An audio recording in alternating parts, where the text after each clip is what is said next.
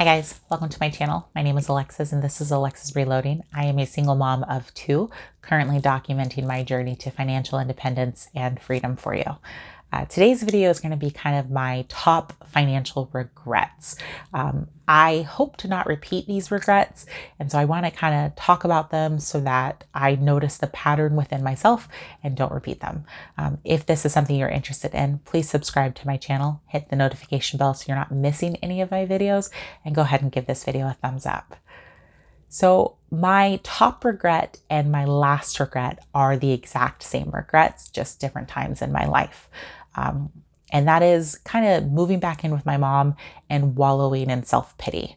When I was 23, I had my own apartment, and it's crazy because I was struggling financially, but I know that those struggles were self-induced struggles. I mismanaged my funds, and because of that, I missed a bill or whatnot.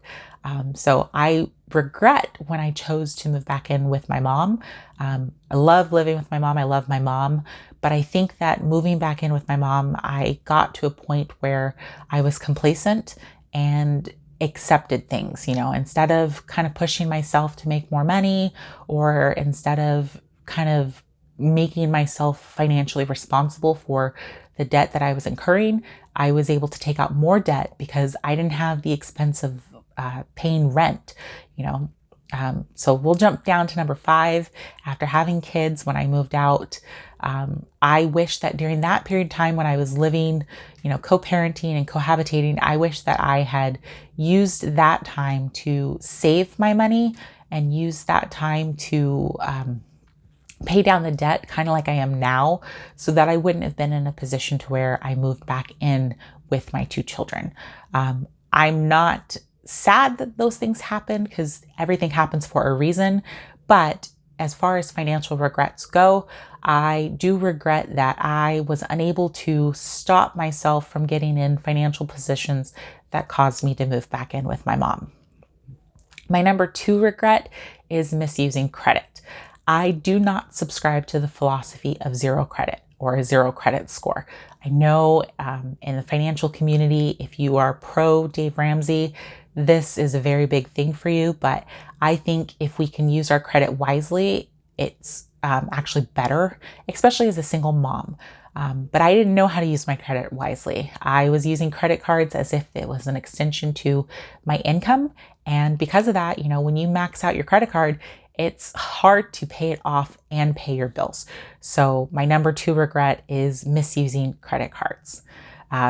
In line with number 2, my number 3 regret is purchasing vehicles I couldn't afford. Most recently, in December of 2019, I had to buy a new car. And because I had misused my credit, I was not in a financial position to where I could negotiate with the dealership, with the bank on the type of loan that I wanted or the type of vehicle that I wanted. I wish that I had known that I could actually push back, when they tell you this is the price of the car. I wish that I had did more research on it and kind of fought them with it, because I definitely think that I overpaid on my car, because I wasn't in a financial position to argue with them, and they knew that. Because of number 2, since my credit wasn't great, they knew that I was stuck in a rock and a hard place, and I wish that I wasn't in that position. My number 4 financial regret is no savings. I am a spender. I've always been a spender. I've been working since I was 17 years old. And usually if I save, it is for a specific financial goal.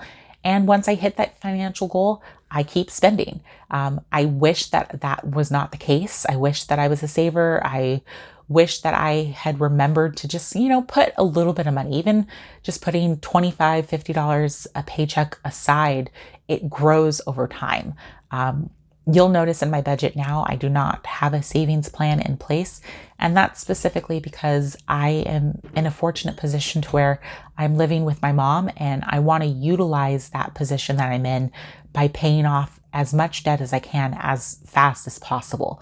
But once that financial goal is taken and completed, I hope to start adapting a saver's lifestyle, because rainy days always happen. It's always going to rain. And I think the more you have saved, the less of a puddle it forms.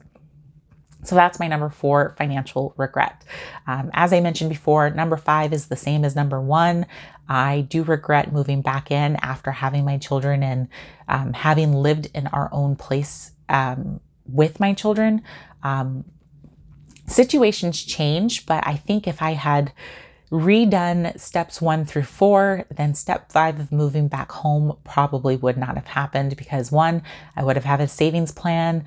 2, I would have had better credit so I can afford different things for me and my children. And it just would have been better. I am, again, thankful for being able to still come home. I recognize that a lot of people are not in that position, and they're not able to do that. And so I am grateful and thankful for that. But as I'm on this journey, I just kind of want to keep reminding myself, like, while I am comfortable in my mom's house, I don't want to become complacent, and I want to keep going with my future. That's going to do it for today's video. If you liked this video, give it a thumbs up. If you're not already subscribed, please do so now, and I'll see you in the next one.